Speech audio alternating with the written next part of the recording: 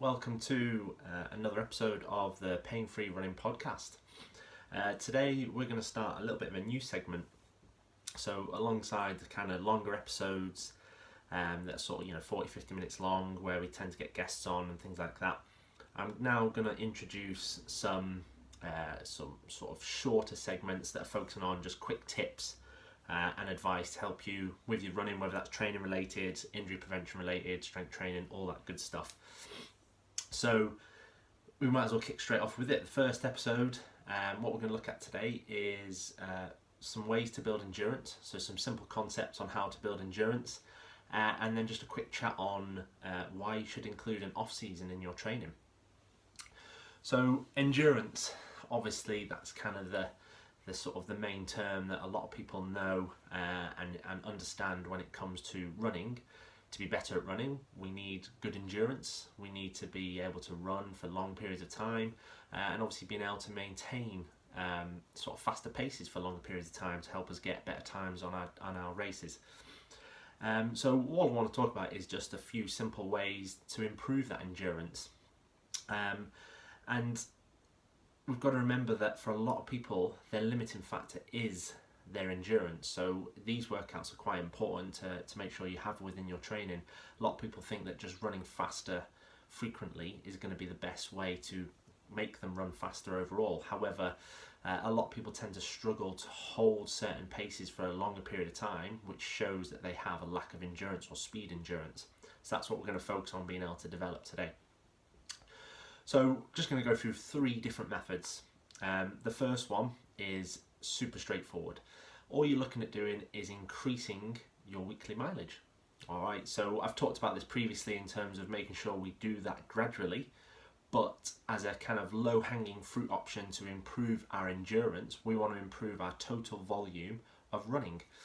Whether that's going from 5 miles in 1 week to 6 miles the week after, whether that's going from 30 miles 1 week to 40 miles the week after, it doesn't matter on your ability. Increasing your training volume or your weekly mileage is a simple way to improve endurance, because the more time we spend running, the more adaptation we're going to get from the heart and lungs, increasing things like capillary density, so easier transfer of blood to the working muscles, mitochondrial density and recruitment, so they're the powerhouses that keep turning over energy more efficiently. So we're going to be able to improve endurance just by simply running more. Now, the key thing with that is that we don't want to just focus on keep running more at higher intensities or higher speeds. The majority of this increase in training volume should come from easy runs. So that conversational pace, again, that's something that I talk about quite regularly. So we want to make sure that majority of our training, at least sort of 70% of our running, comes from that easy conversational pace. So when we're looking at increasing that weekly mileage, again, most of that increase should come from increasing those easy runs. So again, if you're running sort of 3-4 times a week, 2 or 3 of those should be relatively comfortable runs. And let's say at the moment you're averaging 3 miles for each one of those. The following week you might increase 2 of those runs by 4 miles. So they're still easy runs, you've just increased a couple of them by a mile each, therefore you've had a 2 mile increase for the week. And that will help improve endurance over time. So again, over a sort of an 8-week training block of building that base foundation, you may get to the point where you're running 6-7 miles at that easy pace and increase your weekly mileage between 10 and 20 miles. All right, again, depends on ability, will determine how quickly you increase, and I've talked about that in my most recent article on sort of running for beginners, everything you need to know, and I'll touch on that again this weekend for more sort of intermediate/advanced runners. So improving overall volume is the first easiest step to increasing that endurance. Number 2 is the long run. So again, no matter what discipline you are training for, whether that's a 5k all the way through to ultra marathons, you need to be incorporating a long run into your training. So obviously people who train for marathons, ultra runs and stuff like that, long run is kind of a staple in the training program. But for a lot of people who tend to run 5Ks, 10Ks, things like that, it doesn't seem to be as common that they incorporate a long run into their training. And this should ideally be happening at least every other week, if not every week. And obviously, again, just like we talked about in point number 1, gradually increasing the distance of that long run. So again, this is going to help build just pure endurance or ability to hold that pace for longer periods of time by going for longer distances, especially on the shorter disciplines, longer distances that you're going to need to run. It'll help with mental toughness. So again, as you start to fatigue, being able to continue running and maintaining certain output, especially for the longer disciplines, sort of half marathon, marathon and ultra, it's a good chance for you as well to practice your nutrition strategies, because that is going to be one of the big limiting factors on race day for those longer distances, is making sure you get your fueling correct. So the long run, like I said, it is just as important regardless of how long your race discipline actually is. So, you know, in terms of sort of shorter disciplines like a 5K, you want to be ideally building up to at least a 5 or 6 mile long run if you're a beginner, or 8 to 9 miles if you're a bit more of an intermediate. So, you know, kind of just before, a couple of weeks out from your race day or your time trial, you want to be hitting those distances as your sort of final long run.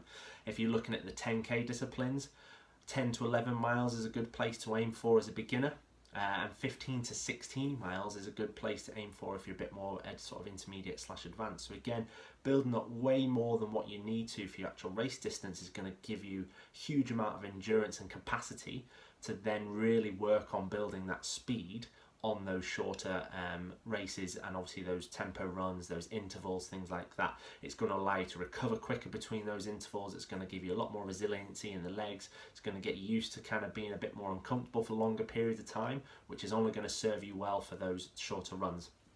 So the long run, again, should be a staple regardless of your discipline. With the aim of these 2 points, so increasing overall volume and adding in a long run and gradually increasing that long run, which obviously serves point number 1 in terms of increasing that volume as well.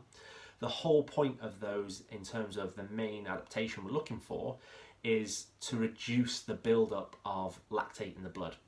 So obviously, as we run faster and faster, we start to become more anaerobic in nature, and we start to increase the production of lactate as a waste product within the body. So lactate, when we're running at slower paces, can be recycled into energy, and it doesn't sit in the blood and doesn't cause that burning sensation or that fatigue that we all know and love, especially when we're doing things like hill sprints and intervals. So the first 2 training methods I've just talked about there, the aim is to minimize that production in the first place, i.e. staying more aerobic even as we start to get faster and faster. So we're kind of increasing our speed gradually, but still keeping it predominantly aerobic, so that that blood lactate doesn't start to build up to the point where it becomes a hindrance on our performance. They're the 2 easiest and kind of least riskiest in terms of injury risk and all that sort of stuff. So they should be the first 2 methods that you're looking at. All right, especially as an intermediate runner, which I'm going to talk about in, like I said, this weekend's article. You have a huge capacity to improve your aerobic endurance and obviously your overall speed endurance as well, and that's by accumulating some decent training volume. Like I said, you know, if you're kind of a marathon runner, ultra marathon runner, and you're not sort of hitting 40, 50, 60 miles per week regularly, you're missing out on some endurance benefits straight away. You don't need to be worrying about banging in loads of speed work and higher intensity stuff, which increases the risk of injury, if you're not accumulating 400, 600 hours a year of decent low intensity aerobic fitness. Now, the third method then we're looking at now is, the first 2 were minimizing the production of that blood lactate. However, especially as we start to go longer, there is going to be a point where that blood lactate starts to build up to levels that are a little bit sort of fatigue inducing and causing that little bit of heaviness in the legs and things like that. So the last method we're going to look at in terms of improving endurance, the main focus we're looking for here now is to increase the efficiency of us being able to clear that away. So it's building up, but we're getting that body to be more efficient at clearing it away and getting it out of the blood as quickly as possible to again minimize that instance of fatigue. So the third method to build endurance is lactate threshold training, or our tempo runs. So that's where we're running at a sustained effort that's just below that threshold, just below that point where that lactate builds up too much that we can't get rid of it anymore, and it starts to cause us to slow down. So for most people, I like to just use it as a sort of a level of RPE or just a kind of go off feel. So typically kind of a 7 or 8 out of 10 in terms of difficulty is what you should be looking for as the RPE, or comfortably hard. So it feels tough, you're breathing heavily, but you're able to maintain it. Okay, it doesn't drop off very quickly. If you're kind of going out for sort of a 5-6 mile tempo run, and after the first mile or so you're already starting to see that reduction in speed, then you're going too fast to be classed as a tempo run. All right, typically for most runners it's kind of a pace you can maintain for at least an hour. All right, depending on your ability, intermediate, advanced, maybe be able to maintain that sort of tempo pace for kind of more like half marathon distance. Even if they're not running at half marathon, they would be able to maintain that tempo pace. But typically it's an hour. So again, when you're going out for those tempo runs, you should feel like you could maintain that pace, like I said, for around sort of 50 to 60 minutes. Okay, and as I said, that's going to allow us to become much more efficient at clearing that blood lactate out the system.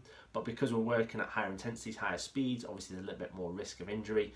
So for most runners, especially beginners, recreational runners, a tempo run only needs to be once per week, or even once every other week. All right, kind of once every 10 days to 14 days is more than enough to elicit some adaptation alongside the other two methods that we just spoke about, i.e. predominantly staying at easy conversational pace and increasing those distances of those runs, and obviously incorporating a long run and increasing the distance of that to increase that weekly volume.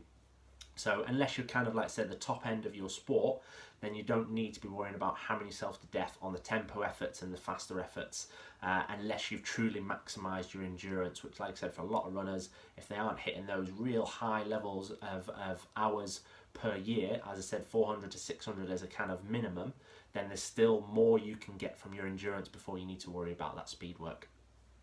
And that's it. So 3 simple ways to improve endurance, improve run performance.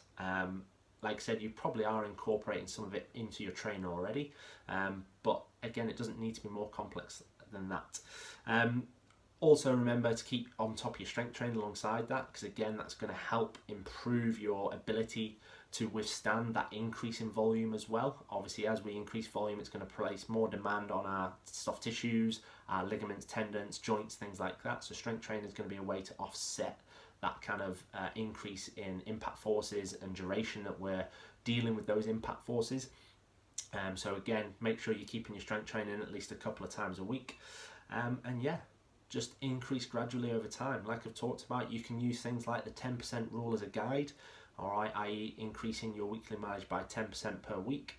Again, some of you might be slightly lower than that, kind of 5 to 7% per week. Some of you may be more, all right? You know your body, you know how you feel day to day. If you start to kind of feel much more fatigued than normal, much more tired than normal, then that might be a sign that you're increasing your mileage too quickly. All right, if you start to feel niggles start coming through and you are doing your mobility and your strength work, again, it's a sign that you may be increasing your mileage a little bit too quickly. So just ease it off and just kind of find that sweet spot of how much you increase per week, using, like I said, levels of energy, fatigue and soreness as a guide to help you go, because everyone's different.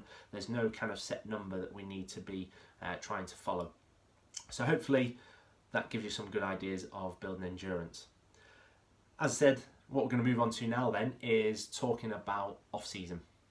So I put a poll out recently on Instagram talking about whether or not you include an off-season in your training. And obviously, as I suspected, there was a huge amount leaning towards the no. So I think it ended up being almost 70% of people don't include an off-season within their training. And what I'm about to say, you know, is my own personal opinion. It's not like you know, sort of set in stone. And equally, if you find that you can run year upon year without any real breaks or anything like that, crack on with that. You do you.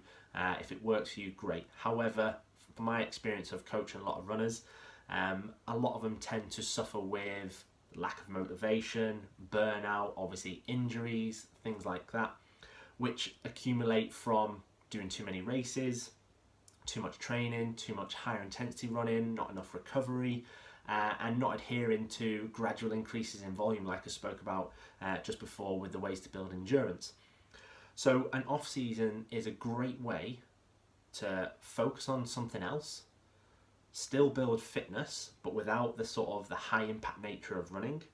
Give yourself a little bit of a mental break from always worrying about getting outside for a run, and also give you a body a physical break to allow it to recover, which for a lot of people, a little bit of recovery allows them to come back a lot fitter and stronger than they think. They think, all right, I've not run for a couple of weeks. You go out and try a little bit of a time trial after a couple of weeks off, and most of the time, especially if you've been continually moving and doing cross training in that period, you'll probably feel better than you felt in a long period of time. Because remember, the whole point of training is to induce stimulus fatigue. Over time, our body adapts to that fatigue and comes back fitter and stronger.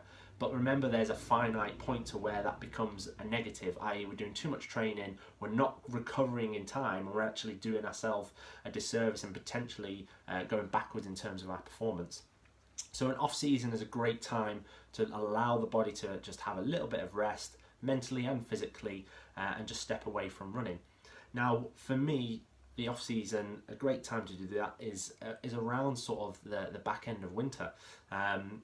Again, I know there are races around that time, especially in the ultra running community. You've got things like the Cheviot Goats, the Spine Challenger, all that good stuff. So, you know, your off season may be in the summer. Which I know again is a little bit challenging, because that can potentially be prime time to getting out running, because it's nice weather and all that good stuff. Again, you've got to figure out what works best for you in terms of that time off. In terms of duration, I'm not talking about months and months. You know, even just 2 to 4 weeks of doing something different could have a big impact on your overall recovery and performance. So I know for me, for example, when I finished the Spine Challenger in 2019, I took a full month off from running. So I was still doing mobility work, I was still training in the gym 3 to 4 times per week, and just getting some good rest days, enjoying some food, things like that. And it just gave me a nice physical and mental break, so that when I started training again in February, ready for my next race, which was the GU36, I felt kind of re-motivated, re-energized, you know, ready to start getting some consistency back up again. Whereas if I'd just gone straight into training after a few days of doing the Challenger, I guarantee I would have likely increased the chance of me dropping off from consistency of running, or potentially just sort of induced further and further fatigue, which again would have been a hindrance to my long-term training. So this is the other thing you've got to think about, is that an off-season is thinking big picture. It's not just thinking about, oh my God, I've not run for 2 weeks, I've lost everything that I've built. You're thinking big picture, all right, like I said, and chances are you'll lose barely any fitness, all right, like I said, you potentially even come back stronger. And the mental break, so again, me and Jane, we got to a point after we'd done a couple of races in 2019, it was at the end of this GU36, we got to that point where we'd signed up for the Lakeland 50 a couple of months later, and we just didn't want to do it. So, you know, sometimes it's a good way just to take a step back and not be overwhelmed by the calendar that you've got coming up for the year, or just another way to go, do you know what, I'm going to give myself a brief period of time where I don't have to stress out about training and races, which obviously for the mental aspect is quite liberating, which remember is a stress on the body and can affect recovery as well. You know, you don't want to be constantly mentally stressed as well as physically, because again, it's a surefire way to sort of hinder performance gains. So yeah, so we just took, again, a little bit of a break from racing. So whilst it wasn't a proper off season, it was just, you know what, we're going to have a few months now, we're not going to do anything now until kind of closer to winter. So an off season is something to consider. As I said, it's not just a time off completely of rest, okay? It's a time where you can focus on other things. You know, if there's something else you've ever wanted to do, whether it's just get a bit more into the gym, really address some of those strength imbalances, range of motion imbalances, learn a new skill, develop a new hobby, or just get outside and enjoy landscape, you know, going out for some walks instead. There's lots of ways that you can incorporate that off season into your training, hence why a lot of elite athletes and pro athletes had that into there as well. It's just a chance for you to then go take a step back, look forward to what you've coming up for the rest of the year, and just enjoy having a bit of a breather from training, and the sort of the constant thing of I must go out and do this, must go out and do that. It's kind of just play around, do some bits here, do some bits there, enjoy a little bit of chaos as it were, and a little bit of freedom to do what you want, whilst still keeping yourself moving and ticking over, ready to then hit the training hard after you've had that off season. So something to think about. And again, I personally would recommend, you know, incorporating that some point in the year.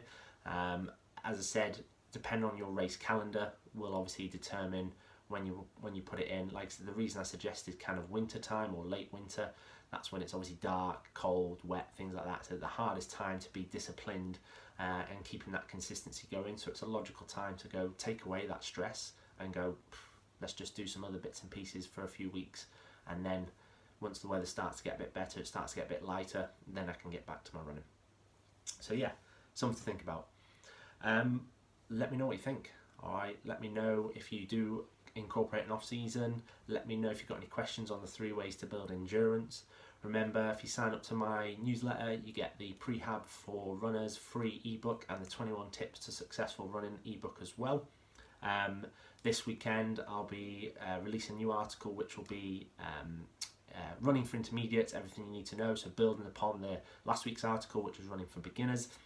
So in there we're going to talk about, again, a bit more on footwear, a little bit more in detail now, some great options for training workouts, touching on some of the stuff I talked about with building endurance, and stuff like race strategy and fueling strategies. So yeah, so keep your eye out for that at the weekend, and I'll also have my next strength and conditioning runners video dropping this week as well, which we're going to look at the single leg squat or the pistol squat.